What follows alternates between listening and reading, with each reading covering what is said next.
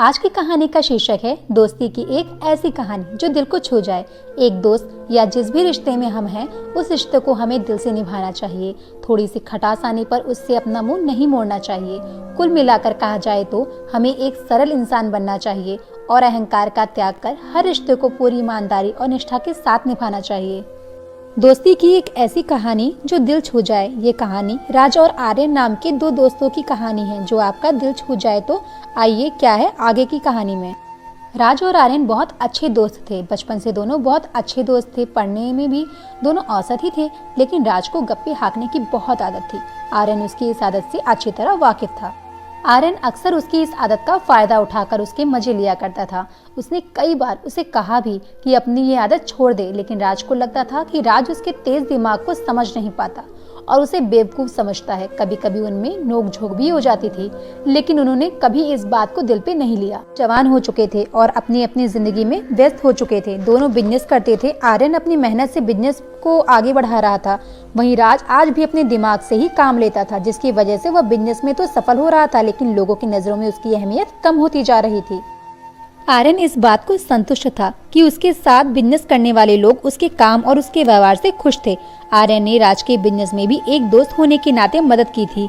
दोनों की दोस्ती बिजनेस में भी बरकरार थी। सभी लोग उनकी दोस्ती की मिसाल देते थे, लेकिन वहीं कुछ लोग आर्यन से ये भी कहते थे कि उसे राज से दूर रहना चाहिए।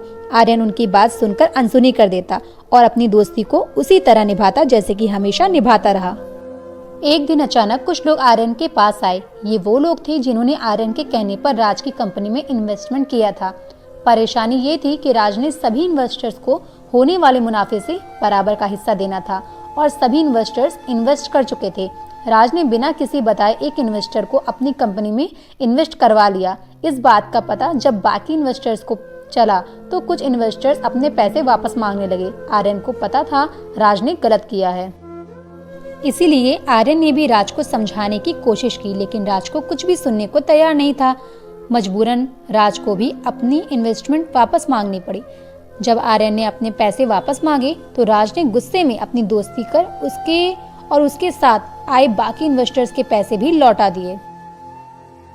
जब नए इन्वेस्टर्स ने देखा कि आर्यन, जो कि राज का जिगरी दोस्त था, उसने भी अपने पैसे वापस ले लिए, तो उन्होंने भी राज पर भरोसा न करते हुए अपने पैसे वापस मांग लिए। अचानक ही कंपनी से इतने पैसे निकल जाने पर राज को बहुत बड़ा झटका लगा। वो अपनी दोस्ती भी खो चुका था और अपना सम्मान भी। बचपन के दोस्त से बोलचाल बंद करने पर उसे उसकी कमी का एहसास होने लगा, लेकिन अहंकार की भावना मन में होने के कारण वह आर्यन से माफी नहीं मांगना चाहता था। इस समय से उसका ऐसा बुरा दौर चल रहा था कि वह अकेला पड़ गया। उसका बिजनेस घाटे में जाने लगा। वह दिवालिया होने की कगार पर आ गया था।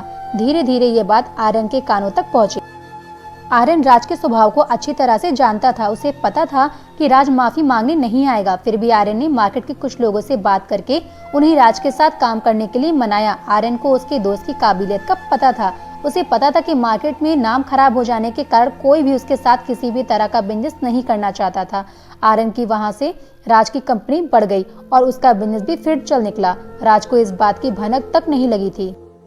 मार्केट में कोई भी बात ज्यादा देर तक छुपी नहीं रह सकती थी। इसी कारण राज को भी पता चल गया कि अगर वो दोबारा एक नई पहचान बना पाया है तब वो आर्यन की वजह से। जब उसे ये पता चला तो पूरी तरह से टूट गया। उसे वो पल याद आने लगा जब पहले भी आर्यन ने उसकी मदद की थी।